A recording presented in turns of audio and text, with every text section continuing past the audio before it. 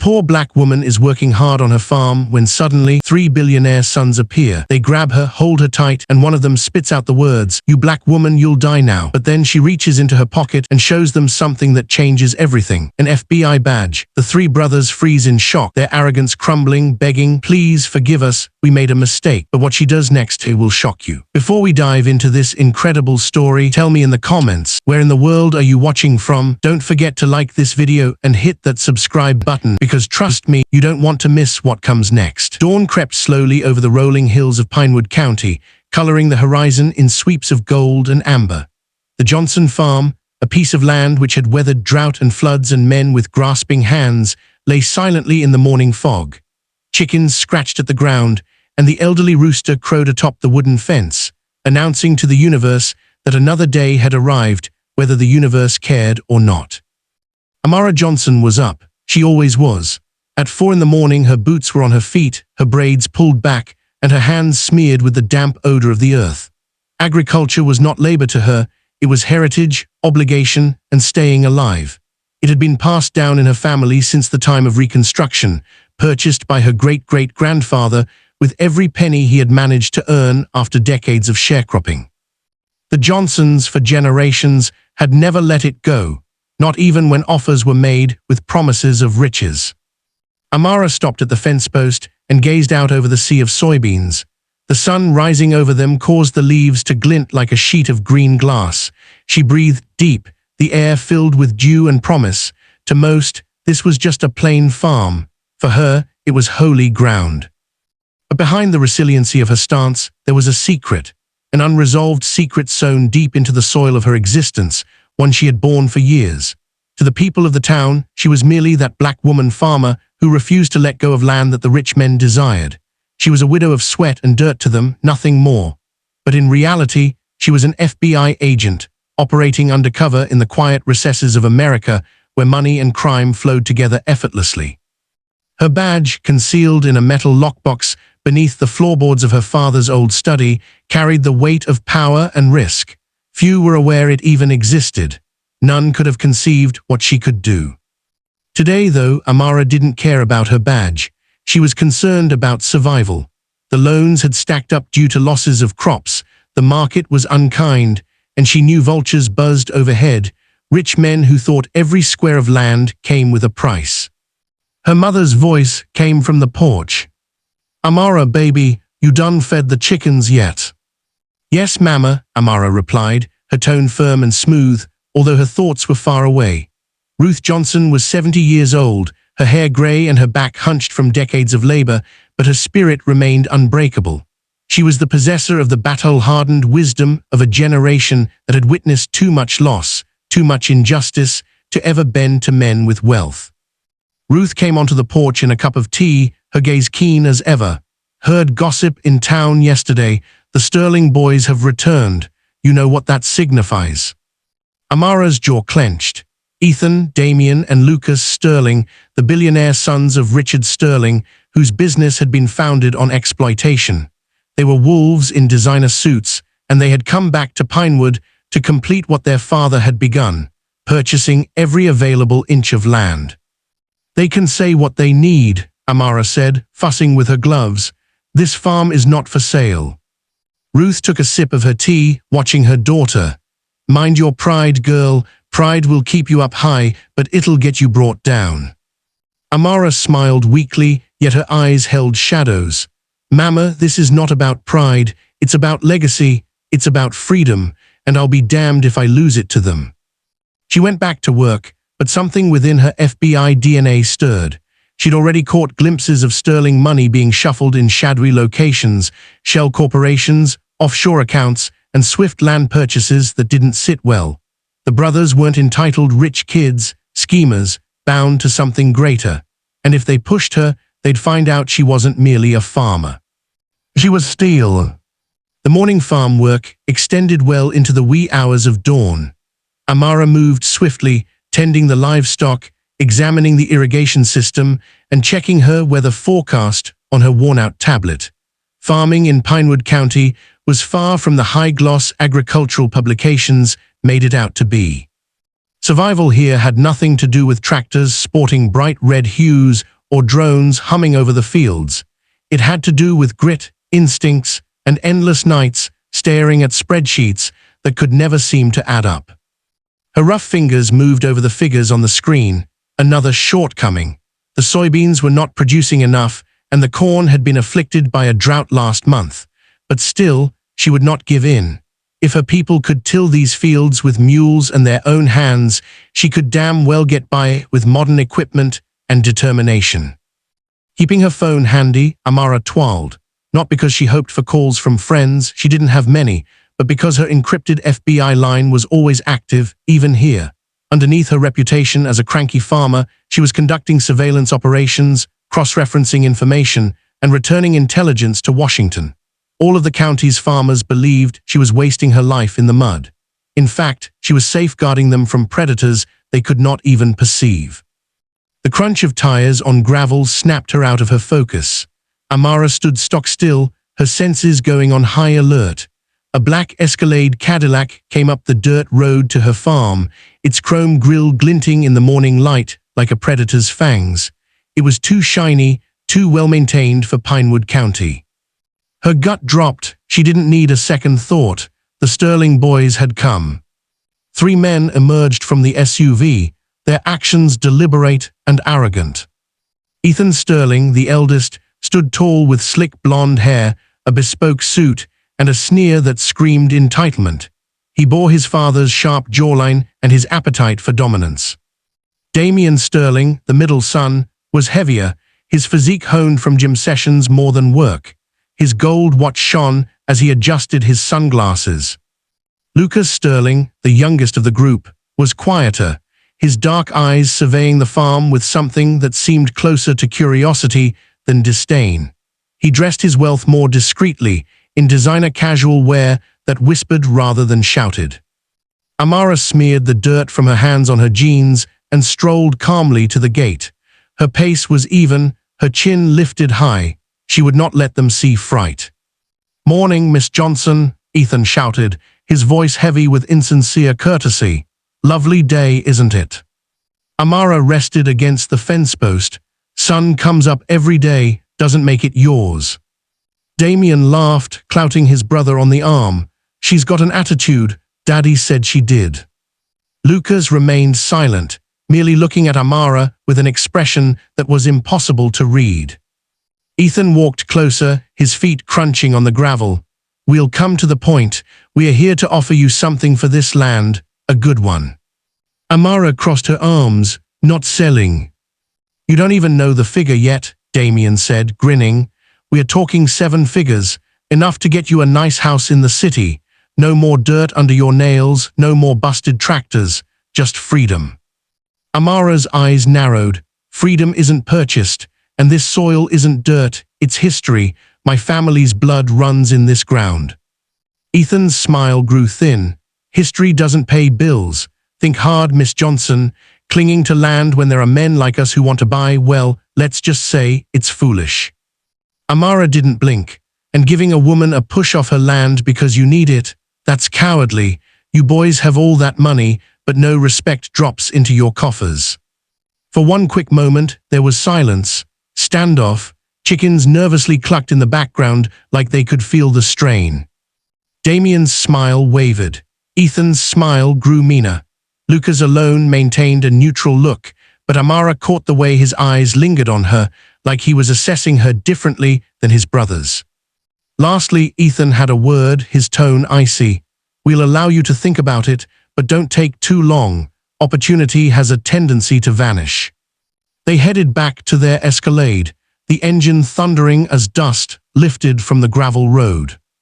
Amara remained motionless until the car disappeared down the hill. Only then did she drop her mask. She balled up her fists, jaw clenched. She had encountered predators before, on the farm, in the city, in overseas FBI operations. The Sterling brothers were nothing new, just guys who thought their money made them invincible. But she was in on a secret that they weren't. They weren't invincible. And if they believed she was merely a farmer, they had already discounted her. Amara turned and made her way back toward the farmhouse, her mother standing silently on the porch. "They'll be back," Ruth said quietly. Amara nodded. "Let them come." Within her own chest, the metal of her FBI badge seared hotter than the ascending sun. The Sterling name was uttered in Pinewood County with a blend of bitterness and awe. Richard Sterling had for decades used his wealth as a club, purchasing land, companies, and individuals with the casualness of a man plucking fruit from a tree. His sons were not different, albeit younger. They possessed their father's arrogance as well as his appetite for ownership. When their caravan of black luxury SUVs drove into town that Friday morning, the air seemed to change. Town people stopped in their errands, looking on with a combination of resentment and curiosity. The cars, buffed until they shone like mirrors, made their way through Main Street as if Pinewood itself was theirs for the taking. The brothers had arrived to stake their claim. The initial destination was Benson's Diner, the center of the town. Each farmer, rancher, and shop owner in Pinewood had dined at Benson's at least once, and it was not coincidental that the Sterling boys picked it. They wanted to be noticed, to make a statement. Within the diner, the antique clock ticked against the wall, the aroma of crispy bacon lingering in the air. Natives drank coffee, their talk ceasing when the door opened and the Sterling brothers entered. Ethan went first, his presence commanding respect whether or not people wanted to provide it. He was dressed in a navy suit that didn't have a place in Pinewood, hair slick as glass. He smiled all teeth, a predator among sheep. Damien came behind, wider and boisterous, sunglasses still on indoors. He slapped the counter as he strode past, making the waitress jump. Lucas, as ever, lagged behind, more reflective in his step. He had on a leather jacket and a plain shirt, less refined than his brothers, but the unobtrusive calculation in his eye was undeniable. The diner fell silent, eyes following them as they eased into a booth like monarchs surveying their domain. "Coffee," Ethan told the waitress, not even looking at her name tag. "Black, and don't stop coming." Damien sat back, smirking at the locals. "And so this is the fabled Pinewood. Looks like it's a town time forgot 50 years ago. Daddy wasn't kidding." Some grumbling circulated around the room, but nobody called him on it. Lucas drummed his fingers on the tabletop, surveying the room. Grubby-fingered farmers, shopkeepers with tired eyes, old men cradling coffee cups. He paused for a split second when he saw Sheriff Colton, hunched in the corner with a plate of eggs in front of him. The sheriff nodded to him, a small acknowledgement. The brothers already had supporters here. Ethan leaned in, his tone low but hard. "We move this week. Father needs the Johnson farm done. That property is the crown of Pinewood County. Good land, good water rights. It's more than all these other bits put together." Damien smiled. "So let's break her stubborn little routine. She won't hold out indefinitely. Everyone has a breaking point." Lucas said nothing, but his jaw clenched. His brothers took his silence for assent, but actually he was disturbed. Something about Amara Johnson stuck in his mind, her rebellion, her steady gaze at the farm. She hadn't been cowed. Most people winced at Sterling money. She hadn't even blinked. The waitress brought back steaming coffee cups. Ethan did not say thank you. Damien muttered a coarse joke. Lucas, however, slipped her $100 bill, his face impassive. The waitress blinked in shock. "Sir, that's..." "Take it," Lucas said flatly, drinking his coffee. The diner fell back to a murmur of conversation, but the air seemed heavy. The Sterling brothers had come, and their presence was like an impending storm across the horizon. Across town, Amara loaded sacks of feed into her truck when her phone buzzed. On the encrypted app, she used to make contact with the FBI. A coded message lit up. "Sterling's active. Surveillance suggested. Report movements."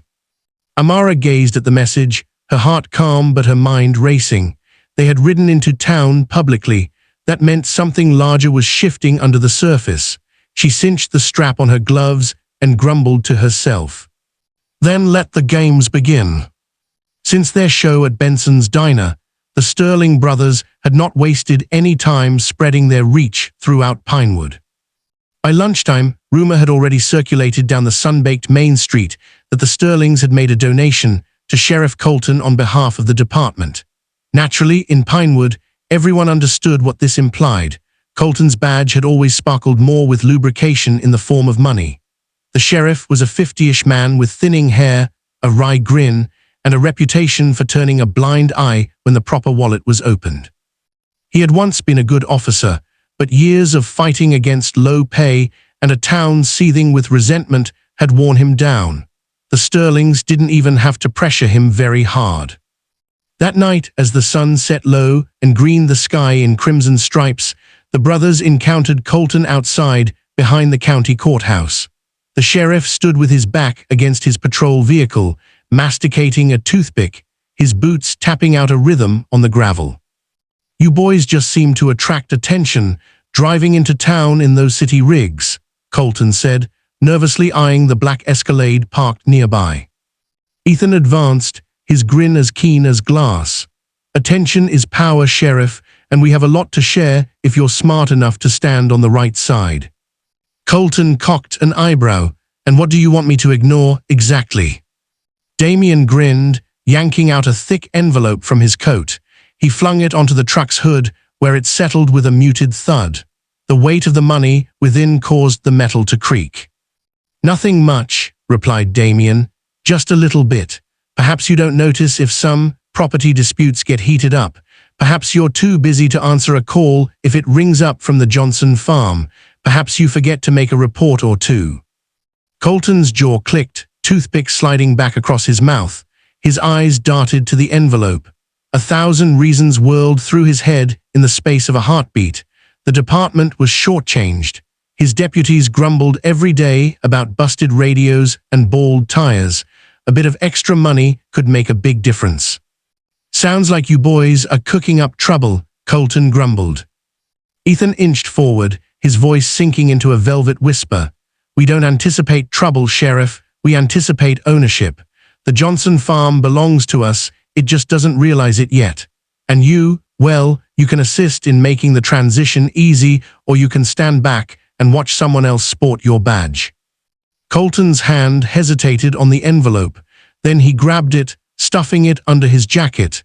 His eyes darted around the empty lot before he spoke again. "You didn't hear it from me, but that Johnson woman, she's tougher than she looks. Won't bend easy, might be more than you're ready to deal with." Damien smirked. "Everyone bends, it's just a matter of pressure." Lucas, who had been quiet until this point, finally spoke. His tone was softer, but it was weighted. "What if she doesn't? What if she struggles more than you anticipate?" Ethan gave him a hard stare. "Then she'll shatter harder than she anticipates." Colton gulped, buckling his belt. Something in Lucas's tone made him uncomfortable. But money was money, and conscience was something he'd not been able to afford for years. "Okay," the sheriff replied, "but don't bring flames into my county. Last thing I need is the entire town watching as I turn a blind eye." Ethan's grin grew broader. "Don't worry about it, Sheriff. We're not in Pinewood to burn anything. We are here to construct. Pinewood just doesn't know it yet." Meanwhile, in another part of town, Amara sat behind her desk in the farmhouse, the light from her laptop casting a glow through the room. Her curtains were closed tightly. To the casual observer passing by, it would seem as if she was working with farm accounts. In reality, her fingers flew across a protected FBI interface, each keystroke encrypted. Sterling's active, engaged local authorities, suspected bribery, evidence forthcoming, surveillance ongoing. She bit her cheek, pausing. She could see through the break in the curtains out to the fields swaying in moonlight, tranquil, smooth, an illusion. She recognized predators when she saw them. Her mind wandered back to the diner itself that afternoon. She hadn't gone in, but had caught up with the murmurs afterward. Ethan's arrogance, Damien's veiled threats in smile, Lucas, quieter, observant. Her FBI training suggested he wasn't made of the same cloth as his brothers. That was more dangerous, on a different level. The quiet ones always were. She leaned back in her chair, opening the small lockbox under her desk. Inside lay her father's old pocketknife, a stack of farm documents, and her FBI badge, cool metal, heavy with responsibility. She ran her thumb over the engraved letters. If the Sterlings thought they were circling a lone farmer, they had no idea they were stepping into a trap. Amara shut the box and slid it back out of sight. Then she stood, lacing on her boots. If the brothers were purchasing influence, she could use eyes in town. She shrugged on her jacket and went out into the night. The farm dogs yapped softly as she turned the key and left them behind. In the distance, a coyote howled. Every night in Pinewood was one of sound, but tonight there was something more acute, a presence, an onset of games. Amara got into her pickup and headed down toward town, her headlights slicing across the black road. The Sterlings coveted her property. They believed this was a matter of dirt and cash. They were mistaken. This was all about roots, about steel, and Amara Johnson wasn't going to bend. Morning sun incinerated the mist over the Johnson farm, but the weight in the air remained. Amara cinched a bolt on the rusty old tractor when she heard it, tires crunching the gravel road. She rinsed the grease from her hands, her limbs tightening. Visitors weren't rare on a farm, but she recognized that sound, heavy tires, too smooth to belong to a neighbor's old beat-up truck. She turned slowly, and as expected, the black Escalade came into view. The Sterling brothers were back. They did not even stop at the gate this time. The SUV drove down the drive straight and came to a stop by the barn, the engine shutting down with a growl. Ethan stepped out in front, his shiny shoes crunching on the ground as if it belonged to him. Damien followed, chewing gum and smiling as if this was all a joke. Lucas, typical of him, hung back, his dark eyes sweeping over the fields with that silent, calculating gaze. Amara stood her ground, arms crossed. "You boys lost. This is private property." Ethan smiled. "We like to check out what we're purchasing before signing the check." Amara raised an eyebrow. "Hilarious, I don't recall posting a for sale sign." Damien grinned, advancing on her. "You're feisty, huh? Everyone in town tells us you've got a big mouth. That's okay, we like a challenge." Her jaw clenched. "This property is not for sale, not today, not ever." Ethan's smirk never wavered, but his eyes grew hard. "Everything costs something, Miss Johnson, everything. The sooner you realize that, the simpler this will be." Amara uncrossed her arms and stepped forward, her voice steady and low. "You don't know the first thing about me. You think just because you've got Daddy's money, you can come riding in here and intimidate me off my land. I've lived through storms, droughts, and twice as nasty a man as you. You don't intimidate me." For a moment, Ethan faltered, a glimmer in his eyes. Damien smiled broader, misunderstanding her blaze as sport.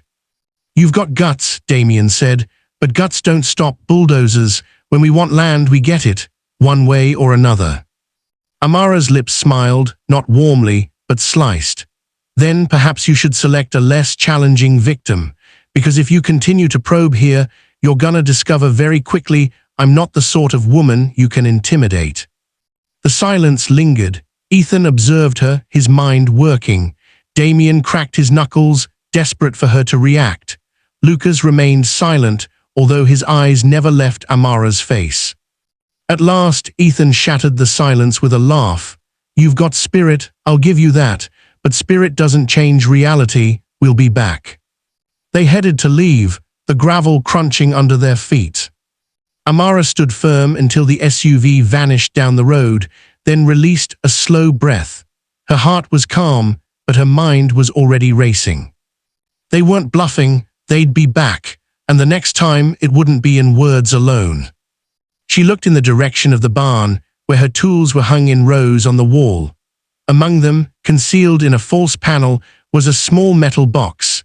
Within it rested her badge, her gun, and the identity the Sterlings would never dream of suspecting.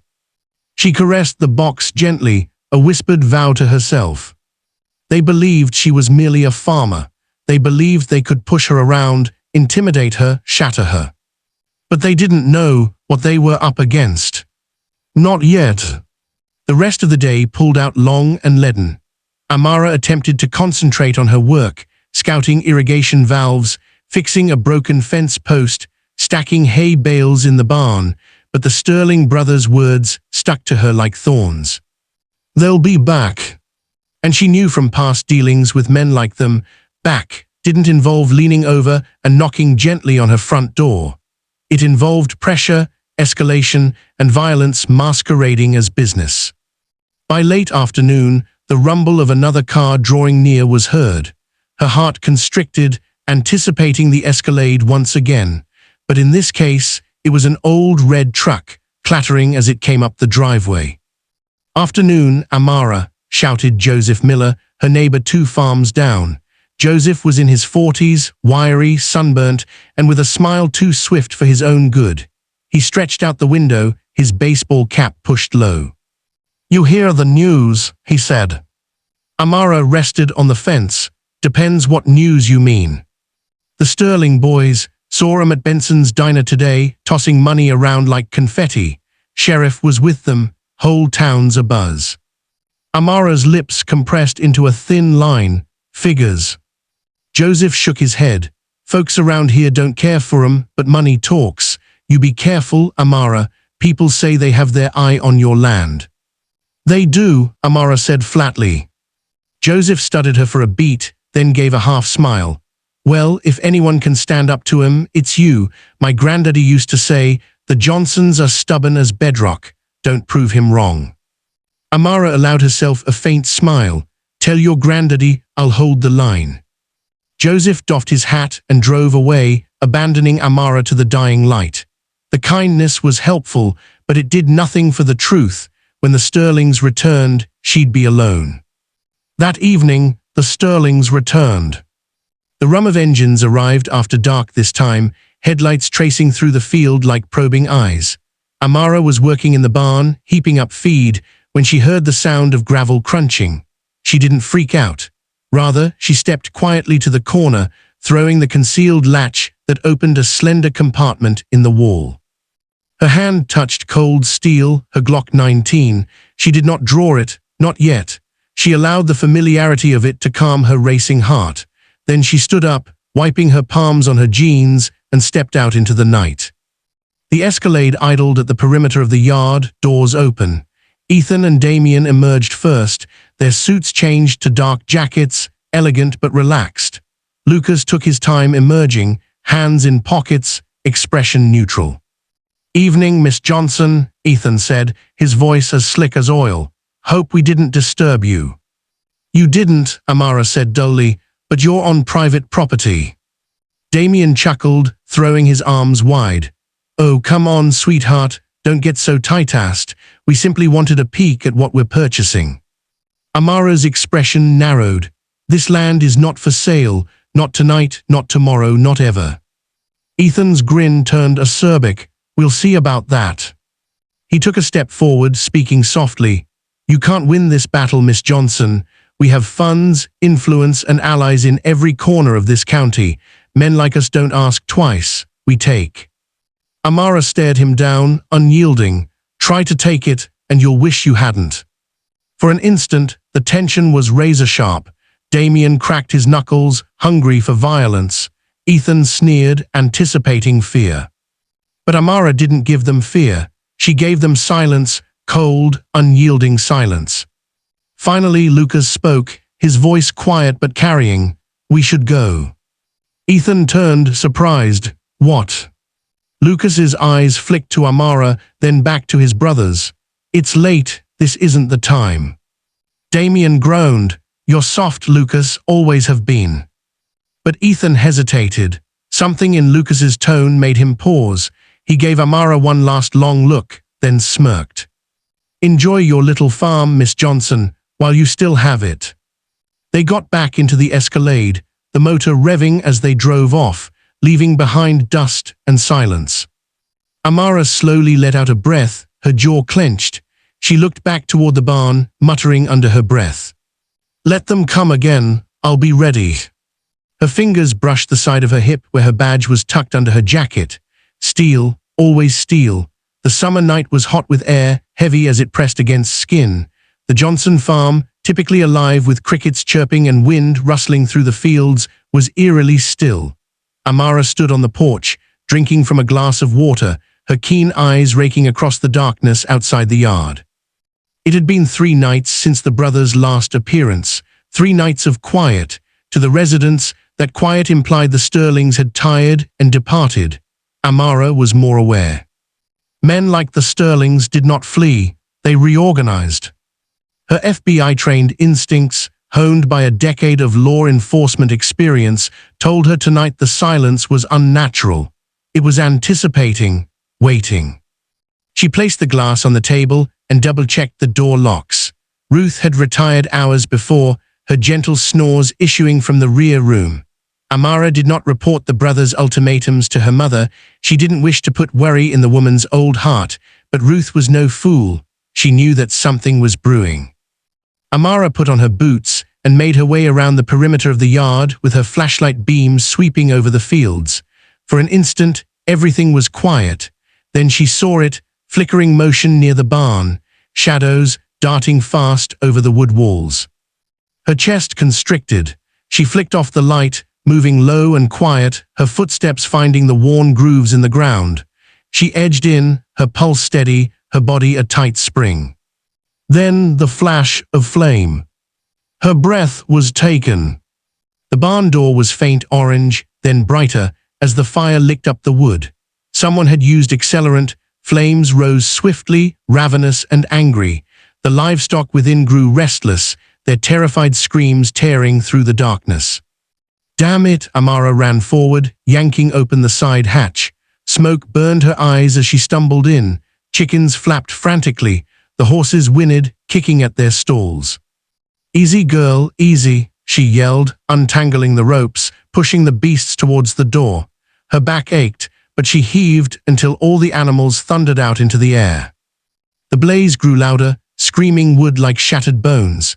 Flakes of fire exploded around her. She hacked at the air, pulling the last goat by rope out the doorway before reeling backward into the yard. By the time she turned, the barn was engulfed in fire, flames scrabbling at the sky. Her gaze darted to the woods. For a moment she had seen them, shadows running in the dark. 3, 4, possibly more, she couldn't say for sure, but this she knew, they weren't strangers. The Sterlings had struck. Her jaw tensed, rage combining with calculating chill. She didn't reach for her gun, not yet. She pulled out her phone and snapped photos in quick succession. The fire, the position of shadows closer to the tree line, the tire marks away from the gravel road. Evidence. She wouldn't merely strike back, she'd get a case. Sirens moaned in the distance. The volunteer fire department was coming, no doubt awakened by a frantic phone call from a neighbor. Amara remained fixed to the earth, staring at the tree line until the darkness dissolved. Faintly and with a voice that was low and fierce, she whispered, "You think fire will frighten me? You just ignited a war you'll lose." Before the fire trucks could get there, the barn was almost gone. Amara had her arms crossed, her face covered in soot but her backbone unbroken. Firefighters hurried by her with hoses, but she already knew that the building was beyond saving. Sheriff Colton arrived last, his red and blue lights flashing. He stepped out of his truck, hat pulled low over his eyes, mouth twisted in an imitation frown. "Hell of a fire, Miss Johnson," he drawled. "Anybody know how it began?" Amara turned her head, her gaze narrowing. "You're the sheriff, you tell me." Colton shifted uneasily. "Barns catch on fire all the time, dry wood, faulty wiring." "Cut the act," Amara barked. "I saw them, figures in the tree line. This wasn't an accident." Colton let out a sigh, feigning writing notes on his pad. "Hard to prove something you didn't see clear. Without names, without faces, it's just speculation." Amara inched closer, her voice as sharp as a blade. "And what happens when speculation burns down half the county, Sheriff? What will your notes say then?" He didn't reply. He didn't need to. His silence spoke volumes. He was already in the Sterling's pocket. She shook her head, her fists balled, as the firemen quenched the dying flames. Her barn was lost. Her animals, although saved, were traumatized, and her enemies had shown their hand. The Sterlings wanted to instill fear in her. Instead, they had instilled courage in her. The fire was extinguished by morning. What remained of the barn looked like a blackened skeleton against the dawn sky, curls of smoke rising from the burnt beams. Amara sat on the porch steps, her clothes smudged with soot, her eyes cold. Ruth hobbled outside, her grey hair wrapped back in a scarf. She took a gasping breath at the devastation. Lord have mercy, Amara, the barn. Amara got up and put her hand on her mother's arm. The animals are okay, that's what counts. But Ruth knew better. This wasn't no accident, was it? Amara said nothing. She didn't need to. Ruth let out a breath, her shoulders weighted. Your daddy put that barn up himself. He'd want you to fight for this land, Amara. Just watch yourself. These men, they don't play by the rules. I don't want them to play fair, Amara replied softly. I just want them to slip once. Later that day, she came into town with a canvas bag in the bed of her truck. To the naked eye, it was packed with tools and agricultural equipment. Actually, it contained something else, her equipment. There she purchased lumber, tarps, and nails. To the people in town, she was merely getting ready to rebuild. But once back in the farmhouse, she started her actual work. In the farmhouse, in a pantry in a storage closet that was locked, Amara spread out her gear on a large table. Tiny surveillance cameras designed to look like birdhouses. Motion detectors disguised as fence posts. A computer with encrypted FBI software, its screen glowing pale blue in the dark. She worked systematically, steady hands. She bored cameras into the wood frames of the porch and the barn remains. She set recorders at the treeline, camouflaged with brush. By dark, her whole farm was under her own brand of surveillance. Her farmer cover was no vulnerability, it was camouflage. 2 nights after the sensors went up, the first sighting was reported. At 1:13 a.m., the motion sensor near the south fence was triggered. The camera recorded 3 men sneaking through the underbrush, 2 with cans, and 1 holding a crowbar shining in the moonlight. They probed the latches on her equipment shed, then kicked at it twice before abandoning their efforts. The footage wasn't crystal clear, but it was enough. Their silhouettes, their gait, their arrogance, it was them, the Sterling brothers. Amara sat in the glow of the laptop, watching every frame. She burned the footage onto a secure drive, then typed a coded message into the FBI's network. Subject: Sterling activity escalating. Report: arson confirmed. Attempted break-in documented. Evidence attached. Requesting clearance for deeper infiltration if necessary. Agent A.J. Johnson, Field 75. She sent the message. It disappeared into the encrypted stream. In a matter of hours, it would find its way onto the desks of her superiors. But she wasn't waiting for direction. She sat back in her chair, considering. The Sterlings weren't quitting. They were intensifying. And if she allowed them to push too hard, the entire community would pay. It was time to push back, quietly and with precision. The following afternoon, she encountered one of them face to face. Lucas Sterling stood at the edge of her field, his hands in his pockets, his gaze fixed not on her, but on the ruined barn. Unlike his brothers, he wasn't smiling. Amara approached cautiously, her boots crunching the dirt. You've got nerve showing up here. Lucas turned, his face shadowed beneath the brim of his cap. I didn't light your barn on fire. Amara's eyes narrowed. You expect me to believe that? He paused. For an instant, his jaw clenched, as though he was biting off words. At last he said, I don't approve of the methods my brothers use. That doesn't make me able to prevent them. Then you're as guilty as they are, Amara flared.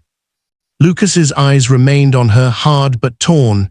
You're not like the other women around here. You don't frighten easily. That's dangerous to you. Amara moved closer, her voice dropping to a threat rasp. Risk runs both ways, Lucas. Don't forget that. For an instant, she saw something flicker in his eyes. Not cruelty, not arrogance, but uncertainty. Then he turned and moved off toward the road. Amara let him go, her brain whirling. Lucas was not like his brothers. That made him vulnerable. And in her business, vulnerabilities could be exploited. That evening she sat on the porch, her computer whirring softly next to her. The farm was still quiet, but this time the quiet wasn't menacing. It was the quiet before a move, her move. The Sterlings believed they had started a game of intimidation. But Amara knew better. It wasn't intimidation anymore. It was war. The town was abuzz with news of the fire. Neighbors whispered, old farmers shook their heads, and shopkeepers grumbled that the Johnson property had been under a curse ever since Samuel Johnson died. Amara tuned out the commotion. She'd grown used to the burden of other people's words. They slid off her back like rain on tin. But she didn't tune out motion, the manner in which two strange trucks had been driving around her land for the past 2 days, or the way shadows hung at the orchard fringe after nightfall. The Sterlings weren't finished. They were merely getting started. On the third night, the attack ensued. Amara was repairing the chicken coop fence when she heard the noise. Engines shutting down, doors slamming shut, footsteps crunching over stone. Too many to be coincidence. She slipped off her gloves and crept towards the barn ruins, keeping low. 5 men, not the brothers this time, hired guns, hulking, tough city boys who had never known the scent of honest dirt. They fanned out over her yard like wolves, 2 of them with bats, 1 with a chain, the rest of them carrying pipes. Boss says we teach her a lesson, 1 grumbled. Amara's lips curled into a slow, menacing smile. She had been waiting. The first man stepped toward the porch. He hadn't taken a step up onto the stairs before Amara acted. She was behind him in an instant, her arm going around his throat, twisting. She pulled him off the steps, rolling his weight until he crashed into the ground.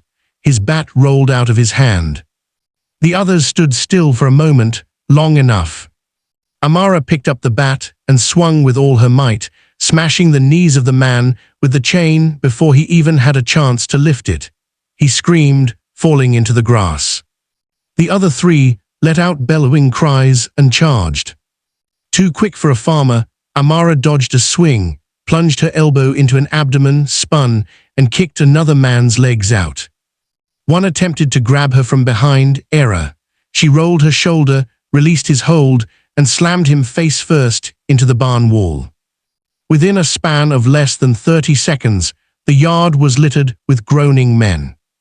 But Amara didn't kill them, she wanted them frightened.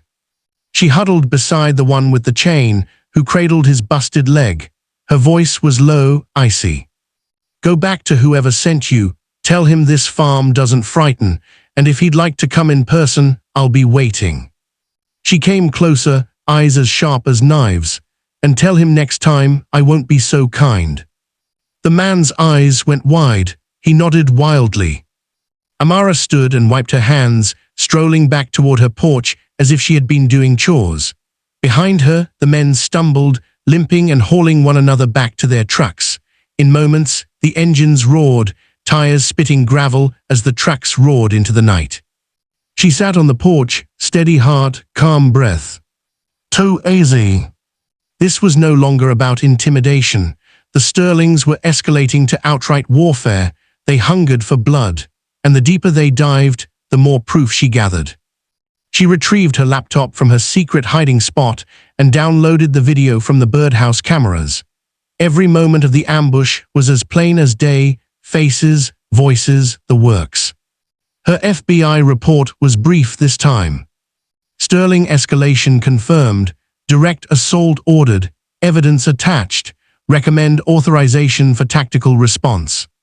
She pressed send. Then she leaned back, gazing into the darkness. Her father's voice rang in her head, don't ever let them see you break.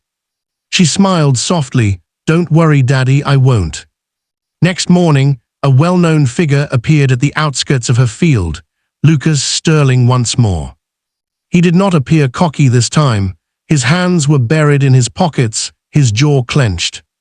You defended against them, he said softly. Amara did not respond. She allowed the silence to drag on until he shifted uncomfortably. My brothers will never cease. Damien, Ethan, they will continue to press. You need to leave while you can, he urged. Amara moved closer, her gaze unyielding. You actually believe I am the one who should flee? Lucas met her eyes. For the first time he seemed unsure, not of her power, but of where he belonged in this tempest. Perhaps, she said quietly, you should be choosing Lucas, instead of being your brother's shadow, or finding out who you actually are. He swallowed but didn't respond. He turned and went away, his shoulders weighed down. Amara watched him leave. Lucas Sterling was in the middle, and she wasn't finished with him. That evening she prepared differently, no longer waiting, no longer reacting. The Sterlings had struck first. Now it was her turn. The air was quiet after the final truck drove off, but Amara did not get up right away. She rocked slowly in her chair on the porch, her hands still, her thoughts playing out each second of the battle like scenes in a movie. Her training at the FBI was not merely about fighting, it was about evaluation. Who flinched first, who glanced over at the others for guidance, who knew what he was doing and who did not. She shut her eyes, putting it together. The chain-wearing guy wasn't all muscle, he was the boss of that group. The two with bats had fought once or twice before, but not professionally, more like street thugs. The one she knocked into the barn wall had the stance of a soldier, though drunken. That meant the Sterlings weren't hiring loose guns, they were dipping into circles that could blow up quick. Amara tapped her knee, got caught up standing, went out into the barn remains and yanked aside the tarp on a heavy-duty case, clicked open with a soft metallic snap. Neatly packed inside, her FBI kit. Not the badge today, not the gun. The drones. She picked up the first, a small surveillance drone no larger than a hawk. She placed it on the lawn, connected it to her phone, and sent it quietly into the darkness. Its camera flashed once before disappearing into the shadows. She had a live feed on her screen. In minutes, she saw the two trucks racing down the county road, dirt spewing up behind them. She zoomed in, capturing license plates, faces, even the tattoos on one man's forearm. Evidence. Clean, undeniable. Got you, Amara muttered. She went into town the next morning. The grocery store, the feed supply, the cafe where every farmer got his coffee before daybreak. She glided through each room unflustered, courteous, unhurried, but she didn't hesitate to speak enough. You hear about those boys on my farm last night? She'd ask nonchalantly. Bad boys, mustn't have known they were dealing with me. The townspeople laughed nervously, but the word went like fire through parched corn. By mid-afternoon, the news wasn't that the Sterlings had sent men to intimidate her. The news was that those men had returned broken, limping, and grateful to be alive. Rumors turned into admiration. Farmers patted her on the shoulder. Old women smiled knowingly. The sheriff even raised an eyebrow when she walked by. The Sterlings had attempted to break her reputation. In doing so, they had fed her legend. That evening, Amara oiled the porch rifle, her father's old .3030, polished wood, still firm in her grip. Not for display, not for terror, just ritual, just preparation. Her phone vibrated. A cryptic message from the bureau. Report received, evidence recorded, maintain surveillance, tactical assistance awaiting clearance, do not provoke. Amara grinned, too late for that. She put the phone down and gazed out over the black fields. The cicadas sang, stars yawned wide. Somewhere in the stillness, she knew the brothers were furious. And angry men made errors. In a penthouse suite a mile away, Ethan Sterling bashed his fist onto a glass table, it shattering. Damien laughed, refilling his glass. She broke them, all of them, Ethan growled. Our men crawled back like cowards. They were wimps, Damien shrugged. That woman's got bite, perhaps we did her a disservice. Lucas sat in the corner, quiet, observing his brothers go round the bend. He remembered Amara's eyes, the way she gazed at him, not in fear, but anticipation, as if she already knew what he was capable of. And for the first time, Lucas questioned whose side he was on. Amara slept with one ear open that night, her hand lightly on the rifle. She wasn't scared, not now. The first shots had been fired. Now it was war. The attack hadn't worked. The bruisers returned home with busted bones and tailies spreading faster than wildfire. By the end of the week, the county was abuzz over the black woman who'd sent 5 men slinking away in the mud. The Sterlings resented it. And when brute force didn't work, billionaires resorted to their true weapons, influence and money. The rumors begin. It began quietly. In the farmer's market, a neighbor spoke too loudly that Amara's property wasn't actually hers. Purchased with drug money, someone grumbled. Her daddy owed half the county, another said. She's trouble, always was. The words slid quick, slippery as oil. Before long, the local paper published an article hinting at federal interest in Amara's farm, an article lubricated by a sterling donation. By weekend, folks who had smiled at Amara last month crossed the street when they spotted her. The Sterlings didn't require fists this time. They were attempting to poison the well. The bank visit. Amara had seen when her loan officer had summoned her. She strode into the bank, boots covered in dust, braid hidden under her hat. The guy at the desk fidgeted uncomfortably as he told her. Your loan conditions are being looked at. There have been some discrepancies brought up. Discrepancies? Amara's tone was even controlled. Well, reports indicate you won't be able to support this property. There's pressure. She leaned in, eyes intense. Pressure from whom? The man gulped, not looking at her, but Amara already had the answer. The Sterlings. They were attempting to drain her dry, use the system use the system against her. Amara's counterstrike.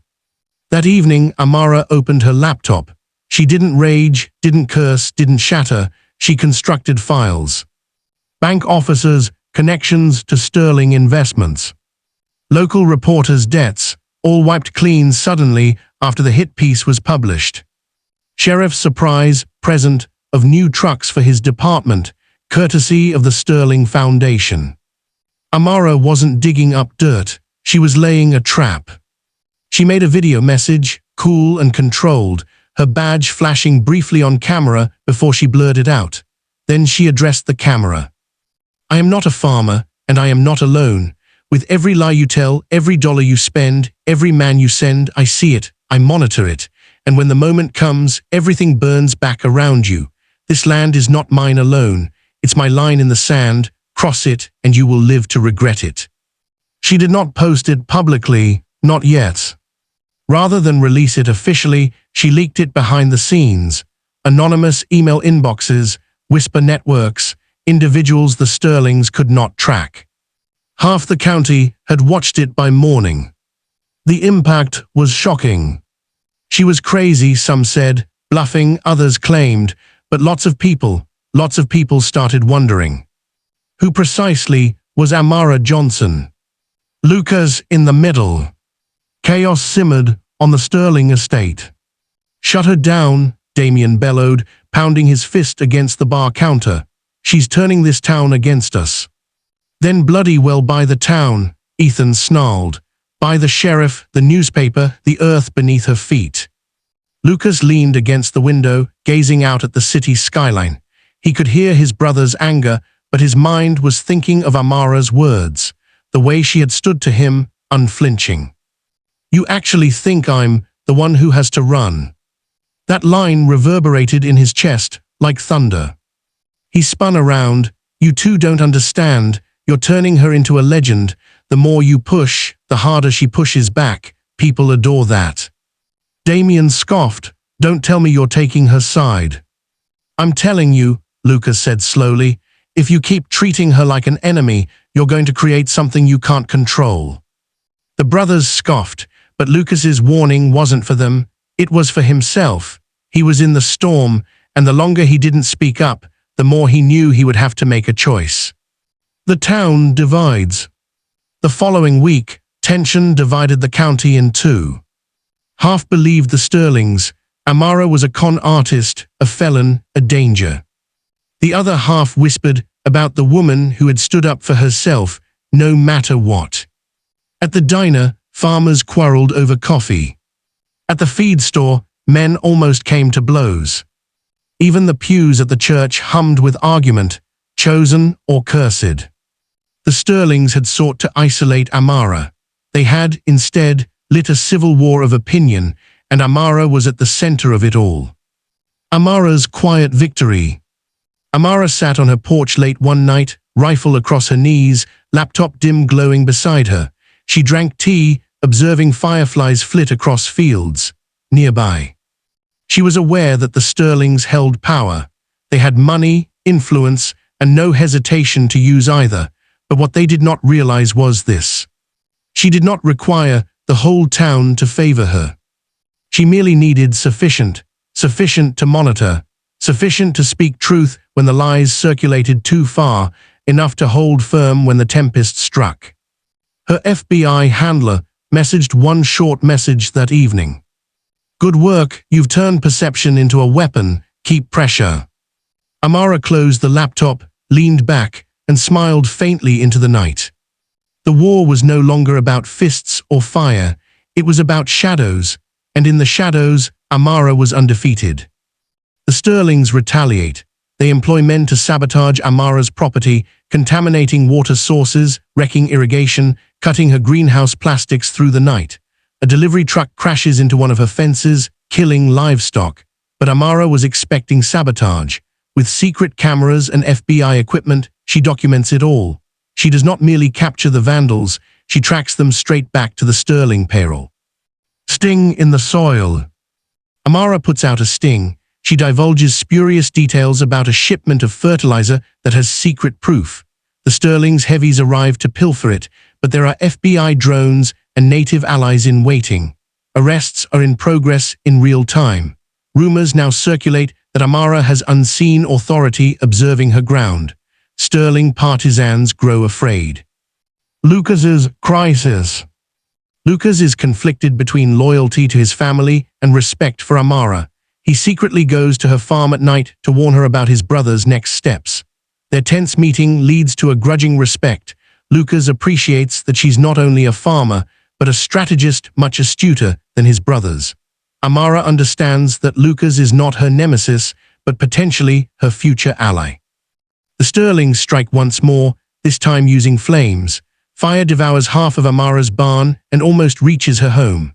Amara battles through heat and flames to rescue her livestock as covert FBI teams record the arson attack. Lucas observes from a distance, appalled at the callousness of his brothers, and starts planning treason against his own kin. Community uprising. The town is divided, but the fire turns it all around. Townspeople who witnessed the blaze conclude the Sterlings have gone too far. Farmers, the church organizations, and even their old adversaries quietly come to Amara's defense. The Sterlings attempt to characterize her as the arsonist, but eyewitnesses start to testify on her behalf. The Sterlings lose control of the town. FBI middle. Finally, Amara shows Lucas her entire hand in a private meeting. She is FBI, deep undercover, tasked with taking down not just Sterling corruption, but a whole billionaire crime syndicate spanning states. Lucas is awestruck, but swears allegiance. Amara grudgingly takes his assistance, but cautions betrayal will destroy him. The counterattack. With Lucas's insider information in hand, Amara strikes back with vengeance. Bank statements, phony charity contributions, and unauthorized Sterling land confiscations seep into the media. Sterling shell companies fall like dominoes, each one seized by the feds. The brothers implode, two go ballistic, but Lucas secretly supplies Amara with all the information. Damien's wrath. The most aggressive brother, Damien, decides to take matters into his own hands. He makes a direct attack with armed mercenaries to intimidate Amara into vacating the town. She lures them into an FBI ambush set on her property instead. Helicopters buzz in, agents burst in, mercenaries lay down their arms. Damien narrowly escapes, swearing personal revenge. Shadows of betrayal. Ethan, the ruthless strategist, uncovers Lucas's treachery. He lays a fatal trap, inviting Lucas to a family meeting that will culminate in his execution.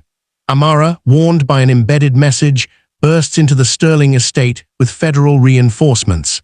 Gunfire resonates through the gilded halls. Lucas is rescued, but the Sterling family is shattered irreparably. The siege of the estate. The FBI steps out. Warrants are made public. Amara orders an official raid on Sterling holdings. From city offices to private airports, the Sterling empire collapses. Crowds cheer as headlines portray Amara as the farmer warrior who took on billionaire tyranny. But Damien and Ethan go underground, leaving the game unreclaimed. Ghosts in the cornfield. Weeks later, Amara senses being watched. Night after night, there are shadowy stalkers in her fields. One night, shots are fired, Damien is back. A vicious midnight fight rages through the cornrows, Amara employing both FBI skills and country toughness to stay alive. She lays out Damien, but he makes off bleeding into the night. Ethan's gambit. Ethan surfaces with an international plan, laundering billions using tech companies to restore their empire. He attempts to bribe politicians, weaponize the media, and frame Amara as a rogue agent. But with Lucas's proof and Amara's dogged pursuit, Ethan's card house starts to fall apart. Their ultimate showdown is intellectual warfare, courtrooms, leaks, and psychological duel. The fall of the Sterlings. The Sterlings are brought down one by one. Damien is arrested in Mexico following a bloody standoff. Ethan is indicted in New York, his empire confiscated. The estate is auctioned off, workers freed, land redistributed. Lucas testifies for immunity, his treachery sealing his brother's doom. Roots and legacy. Peace finally returns. Amara's farm flourishes, her name cleared, her legend set. No longer merely a farmer, she is the woman who resisted billionaires and prevailed. Lucas decides to remain, working on the land with her as a man remade. Harmony Grove's fields are not merely crops, but a symbol of resistance, of justice, of a black woman farmer who was never merely a farmer, but an FBI agent who reframed the game. The novel ends with Amara taking her land at dusk, rifle slung over one shoulder, FBI badge in her pocket, and waves of golden corn rippling like banners of triumph.